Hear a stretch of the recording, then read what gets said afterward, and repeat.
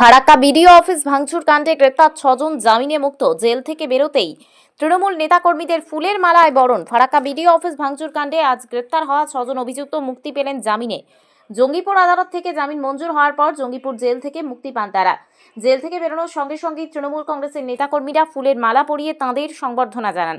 এই সময় উপস্থিত ছিলেন আইএনটিটিইউসি ফারাক্কা ব্লকের ব্লক সভাপতি অরুণময় দাস, বাবলু ঘোষ, ফারাক্কার বিধায়ক মানিরুল ইসলামের দাদা কাউসার আলী সহ ফারাক্কা ব্লক তৃণমূল কংগ্রেসের একাধিক নেতা ও কর্মী। জেল চত্বরে মুক্তিপ্রাপ্তদের ঘিরে ব্যাপক উৎসাহ ও উচ্ছ্বাস লক্ষ্য করা যায়। উল্লেখ্য, সম্প্রতি ফারাক্কা বিডিও অফিসে ভাঙচুরের ঘটনায় উত্তপ্ত হয়ে ওঠে এলাকা। সেই ঘটনায় মোট 6 জনকে গ্রেপ্তার করা হয়েছিল। আজ আদালতের নির্দেশে জামিন পাওয়ার পর তাঁদের মুক্তি ঘিরে রাজনৈতিক মহলে শুরু হয়েছে নতুন করে আলোচনা। কি ঘটনায় গ্রেপ্তার হয়েছিলেন? এসআইআরের যে মানুষদের হয়রানি, যে অনেক প্রতিবাদমূলক, যে অর্ধেক মানুষেরই নাম বাদ হয়ে যাচ্ছে, দ্বিতীয়বার তৃতীয়বার হিয়ারিংয়ে ডাকছে, যে মানুষ হয়রানি হচ্ছে, তার প্রতিবাদে গিয়েছিলাম। মানুষের জন্য, সর্বসাধারণ মানুষের জন্য। তাতে আমার এমএলএ সাহেবের, বিধায়ক মানিরুল ইসলাম সাহেবের বড় দাদা কাউসার সাহেব আছেন, আমার আইএনটিসি সভাপতি অরুণময় দাস আছেন, আমার জেলা পরিষদে মুর্শিদাবাদ সংখ্যালঘু সেলের সহসভাপতি বারিউল ইসলাম আছেন, খাদ্য কর্মদক্ষের প্রতিনিধি বাবলুদা আছে, আমাদের ফারাক্কা ব্লকের ছাত্র সংগঠনের নেতা রাখা বিশ্বরাজ ইসলাম তেজ, অনেকেই আছে।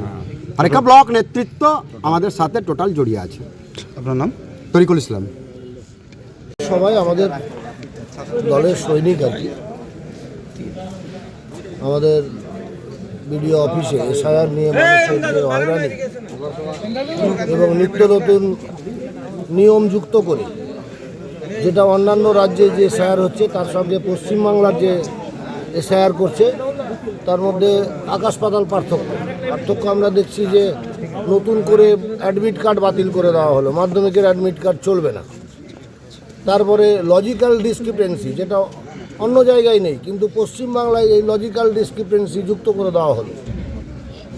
এবং এই অজুহাতে হাজার হাজার লক্ষ লক্ষ মানুষকে বিডিও অফিসে ডেকে ফারাক্কা প্রায় 25 কিলোমিটার পূর্ব পশ্চিমে, 25 কিলোমিটার উত্তর দক্ষিণে, মানে 625 বর্গ কিলোমিটার এলাকার একটা বিধানসভার মানুষ, তাদেরকে 25 কিলোমিটার দূর থেকে বৃদ্ধ, বিকলাঙ্গ, এই সমস্ত বাচ্চা কোলে করে মায়েরা 10টার সময় আসছে, সন্ধ্যা 6টা 7টা পর্যন্ত খেয়ে না খেয়ে, মানে হয়রানির নাজেহালের শেষ নাই। তো আমাদের বিধায়কের নেতৃত্বে এরা গেছিল আর কি সেদিন আন্দোলন করতে। কিছু অনভিপ্রেত ঘটনা সেদিন ঘটেছে, যেটা হয়তো না ঘটলেই ভালো হতো। যাই হোক, সেটা জনরোষের প্রকাশ, এদের সঙ্গে সাধারণ মানুষ যুক্ত হয়ে গিয়ে কিছু অঘটন সেদিন ঘটে গেছিলো, যার জন্য আইন তো আইনের পথেই চলবে। পুলিশের কাজ করেছে, তাদেরকে অ্যারেস্ট করে বিচারালয়ে পাঠিয়েছিল।